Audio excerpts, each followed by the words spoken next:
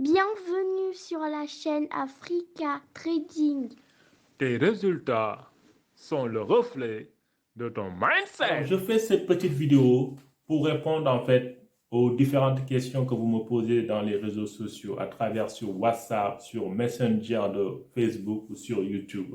Alors, la question qui revient souvent, elle est de savoir en fait quelle est la meilleure unité de temps. Est-ce que c'est en 5 minutes, 30 minutes, H1, un jour, 2 jours? Tout dépend de toi. Quelle est l'unité de temps qui est compatible avec ta personnalité? Et quelle est l'unité de temps qui est compatible avec tes disponibilités? Moi, je ne connais pas, pour l'instant, je n'ai pas entendu, je ne connais pas un grand trader qui a dit que il a perdu à cause de telle unité de temps. Souvent, j'entends j'ai perdu parce que je n'ai pas respecté mon plan, j'ai perdu parce que je n'étais pas discipliné, j'ai perdu parce que j'étais pas patient. Unité de temps là, je n'ai jamais entendu. Donc, le problème de rentable, ne pas rentable, ce n'est pas dans les unités de temps. Il ne faut pas aller chercher en fait des excuses, des trucs pour justifier en fait votre rentabilité ou votre non-rentabilité. L'unité de temps, en fait, tout dépend de toi. Est-ce que tu es à l'aise avec des unités de temps courtes ou bien est-ce que tu es à l'aise avec des unités de temps qui sont longues, c'est-à-dire sur 1 heure, 4 heures ou des jours et des mois. Donc, c'est à toi de savoir. En plus, il faut que tu regardes tes disponibilités. Si tu es un salarié qui travaille tout le temps, donc tu ne peux pas te permettre en fait de prendre des positions à des unités de temps très courtes parce que tu ne peux pas t'occuper de ton travail et en même temps faire des trading, faire deux choses à la fois. Tu ne peux pas. Donc, il faut que tu regardes ta personnalité et tes disponibilités pour savoir en fait l'unité de temps qui te convient le mieux. Alors, la deuxième question en fait est de savoir quelle est la meilleure formation de trading. Je suis mal placé pour répondre à cette question-là. Parce que affirmer que telle formation est la meilleure au monde, ça veut dire que tu as fait toutes les formations au monde. Alors, comment je n'ai pas fait toutes les formations de trading? J'ai fait une seule formation qui me plaît, qui me convient, et je retrouve en fait mon compte dans cette formation-là. C'est la formation du plan caméléon de New Generation Trader. C'est pour cela que j'en parle dans mes vidéos parce que c'est quelque chose que j'ai testé et que je suis vraiment fier de cette formation-là. Maintenant, dire que c'est la meilleure formation au monde, il faut que je teste en fait toutes les formations au monde, chose que je ne peux pas faire et que je ne ferai jamais. Maintenant, si tu veux découvrir, avoir un aperçu de cette formation-là, bon, tu n'auras pas tout le plan caméléon, mais je t'invite en fait à aller visiter la page YouTube du coach Abou Ouattara. C'est New Generation Traders. Je te mettrai le lien. Alors, troisième question, j'ai en fait souvent cette question-là, je pense que c'est un truc de manque de confiance parce que les signaux de trading. Alors, est-ce que tu es pour ou contre les signaux de trading? Bon, j'ai fait une vidéo sur les signaux de trading, je t'invite à la regarder, mais pour rester direct, je suis contre les signaux de trading. Je suis catégoriquement contre les signaux de trading. Parce que si quelqu'un t'envoie des signaux de trading et que cette personne-là qui t'envoie des signaux de trading, elle t'a formé à devenir un trader rentable, elle t'a formé pour que tu sois comme elle, et que chaque jour, chaque semaine, elle t'envoie des signaux de trading, c'est qu'il y a un problème. Soit ta formation, elle n'est pas efficace, soit elle n'est pas pédagogue, elle n'arrive pas à transmettre ses connaissances. Et que cette personne qui t'envoie en fait des signaux de trading ne t'aide pas. Parce que le jour où cette personne ne sera plus là, comment tu vas faire pour trader?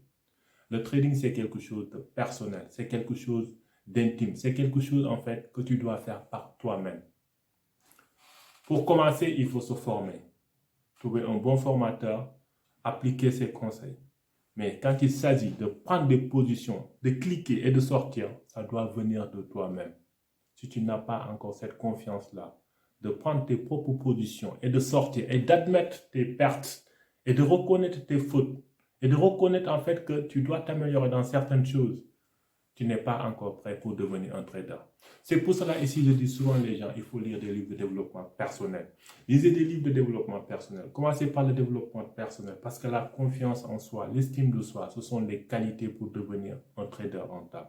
Si quelqu'un prend des positions à ta place, attention, moi je le déconseille. Et si un formateur il envoie des signaux à ses élèves et qui les encourage en fait à attendre en fait d'avoir ces signaux pour prendre une position, méfiez-vous de ce formateur-là parce qu'il ne vous aide pas. C'est comme une maman en fait qui donne du lait à ses enfants. Oui, à la naissance, elle donne du lait à ses enfants. Mais tu ne vas pas donner du lait à tes enfants à 90 ans. Il y a un problème. Donc moi je suis catégoriquement contre ça. Alors, question suivante. Alors, peut-on quitter son boulot et faire du trading? Oui, on peut quitter son boulot et faire du trading si on fait les choses bien. On ne quitte pas son boulot comme ça du jour au lendemain sans avoir un plan d'action. Il faut préparer son départ. Il faut avoir un plan d'action avant de quitter son boulot. Et avant de dire que oui, je vais quitter mon boulot pour le trading, il faut que tu sois déjà rentable en trading. Il faut que tu sois capable en fait de générer en fait l'équivalent de ton salaire tous les mois. Et ça, ce n'est pas garanti à 100%. Donc, il faut avoir un plan de trading. Il faut avoir un plan de trading. Il faut avoir un plan d'action pour préparer en fait son départ, de quitter son boulot pour vivre du trading. J'ai déjà fait une vidéo là-dessus. Je vous invite en fait à la regarder. Alors, une question suivante. Alors, celui-là, il dit, alors, il trade bien, il arrive à gagner. Au début de la semaine, il respecte son plan, il arrive à gagner. Mais à la fin de la semaine, il redonne tout au marché. Ça, c'est des choses qui arrivent. Même moi-même, ça m'est arrivé. Je me rappelle quand j'ai débuté. C'est des choses qui arrivent. Ça fait partie, en fait, du processus. Maintenant, la seule chose que je vais te dire, si je peux me permettre, fixe-toi des objectifs. Par exemple, tu dis, si je respecte mon plan de trading, il faut que tu respectes ton plan de trading. Ça, il n'y a pas de débat, il n'y a pas de négociation. C'est sans négociation. Tu dois respecter ton plan de trading. Chaque jour, chaque semaine. Si le marché me donne tant, mon objectif, je sors du marché. Si tu as un objectif de gain par semaine, tu dis, moi, si le marché me donne, je dis un exemple, hein, 10 dollars par semaine. C'est un exemple, hein, 10 dollars. Tu commences le lundi, le marché te donne 10 dollars et que c'est ton objectif hebdomadaire de la semaine, tu fermes le PC, tu encaisses tes 10 dollars, tu fermes le PC et tu vas faire autre chose. Tu reprends le trading la semaine prochaine. Moi, c'est comme ça que j'ai fait en fait, parce que moi, ça m'est arrivé. Quand j'ai commencé, je gagnais lundi, mardi, mercredi. Le vendredi, je redonnais tout au marché. Voire même des fois, même c'est arrivé que je cramais même le compte. Oui, ça m'est arrivé. Comment j'ai fait? Je me suis fixé des objectifs. À chaque fois que j'atteins en fait ces objectifs-là, je ferme mon PC et je reprends le lendemain ou la semaine prochaine. Donc toi, la seule chose que je peux te dire, fixe-toi tes objectifs. Si tu atteins tes objectifs de la semaine, le lundi ou le mardi ou le mercredi, tu fermes ton PC, tu ne traites pas, tu ne regardes pas le graphique jusqu'à la semaine prochaine. Si tu fais ça, tu verras, tu vas gagner confiance en toi. Tu vas être beaucoup plus discipliné et patient et tu ne vas pas redonner au marché ce qu'il t'a donné. Alors, question suivante. Alors, la question c'est celui, il dit quoi? Cramer. Il a cramé son compte. C'est des choses qui arrivent. Même moi, j'ai cramé des comptes. Combien de comptes j'ai cramé? Maintenant, il a cramé son compte. Maintenant, il est découragé. Il ne veut plus faire du trading. Mon frère, mon ami, si à chaque fois que tu échoues, tu abandonnes, tu ne vas jamais, jamais, jamais faire quelque chose de grand sur cette terre-là. Si à chaque fois que les choses sont difficiles, tu abandonnes, tu ne seras jamais quelqu'un. L'échec fait partie de la vie. L'échec fait partie du trading. Il faut continuer. Si toi, tu sais que tu as une bonne formation, si toi, tu sais que tu maîtrises ton plan de trading, maintenant, c'est juste une question de patience. Tout ce que tu es en train de traverser là fait partie du processus. C'est pour te préparer, pour que tu deviennes en fait un bon trader. Ne décourage pas, que ce soit dans le trading ou dans d'autres activités. À chaque fois que tu as un échec, fais une pause d'une semaine, de quelques mois et pose-toi les bonnes questions. Pourquoi j'ai échoué? Qu'est-ce que je n'ai pas respecté?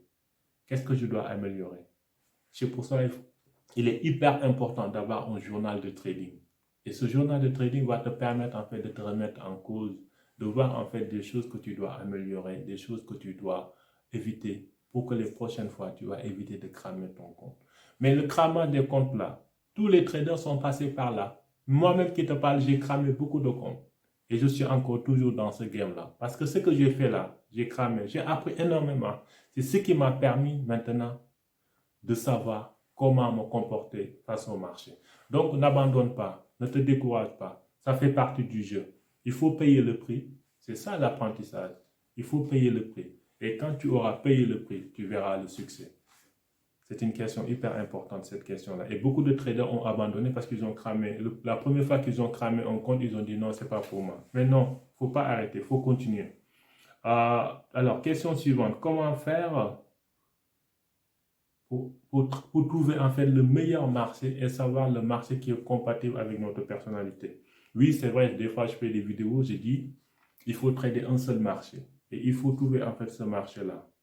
Et une fois que tu as trouvé ton marché, tu auras ton couloir horaire et tu respectes en fait ce couloir horaire. Ainsi, tu seras un trader rentable. Oui, j'ai fait des vidéos sur ça et ce que je conseille dans cette chaîne-là, en fait, c'est de trader un seul marché. Maintenant, comment faire pour reconnaître le marché qui est rentable? Moi, je ne veux pas dire de marché rentable. Tous les marchés sont rentables. Il faut reconnaître le marché qui est compatible avec ta personnalité. Parce que le trading, je l'ai tout le temps dit ici, moi j'aime bien caricaturer les choses pour que les gens comprennent. Les marchés de trading, que ce soit l'or, le pétrole, le forex, euro-dollar, ainsi de suite, ce sont comme des personnes, ce sont comme des êtres humains. Est-ce que dans le monde qu'on est actuellement, est-ce que tu es ami avec tout le monde? Non. Est-ce que tu es compatible avec tout le monde? Non. Il y a des gens que tu apprécies, il y a des gens que tu apprécies moins. C'est la même chose dans la finance, dans le trading. Il y a des marchés que tu vas apprécier, il y a des marchés que tu ne vas pas apprécier. Maintenant, il faut que tu trouves toi ta personnalité. Quel est le marché qui va avec ta personnalité? C'est-à-dire, est-ce que tu aimes les marchés qui sont calmes, qui bougent doucement, tu vois, qui font pas qui sont pas volatiles, qui bougent doucement? Si tu aimes ces marchés-là, dirige-toi vers ces marchés-là et sélectionne un marché et tu traites ce marché-là pendant des mois et tu verras. En respectant ton plan de trading, tu vas te retrouver à la fin du mois. Si tu aimes les marchés qui sont volatiles, parce que c'est ta personnalité, tu vas dans les marchés volatiles, le pétrole, l'or, ainsi de suite. Maintenant, tu regardes si à la fin du mois, tu es rentable. Le plus important, c'est de gagner en fait. Dans le trading, le plus important, c'est de gagner. Voilà. Maintenant, si tu traites un marché qui est lent, n'écoute pas les autres qui vont te dire « Ah, ce marché-là, il ne donne pas tout ça. » Tu t'en fous de ce que les autres disent. Toi, écoute ce que le marché te dit et ce que le marché te donne. Écoute ta personnalité. Écoute en fait la voix. Écoute ton cœur. Si ce marché-là est compatible avec toi, vas-y. Et dernière question. Oui, tu parles souvent de développement personnel, tu parles souvent de lecture, des trucs comme ça. Est-ce que la lecture peut me permettre d'améliorer mon trading et de devenir un trader rentable? C'est 100% oui. C'est 100% oui. Si tu fais du trading et que tu ne lises pas, que tu ne... Comment on dit ça dans le gros français? Et que tu n'aimes pas la lecture. Si tu fais du trading et que tu ne connais pas en fait le développement personnel, c'est pas ton truc. Mon ami, je suis désolé, hein, mais tu ne vas pas rester longtemps dans ce game. Hein. Tu ne vas pas rester longtemps. Et celui qui te conseille, celui qui te déconseille de lire des livres, parce que lui, il ne lit pas des livres, il ne t'aime pas. Si tu as un coach, un ami, un frère, un parent qui te dit non, ne lis pas des livres de développement personnel, c'est des conneries, c'est qu'il ne t'aime pas. Toutes les grandes personnes, je ne dis même pas du trading, toutes les grandes personnes, ils passent tout leur temps à lire des livres de développement personnel.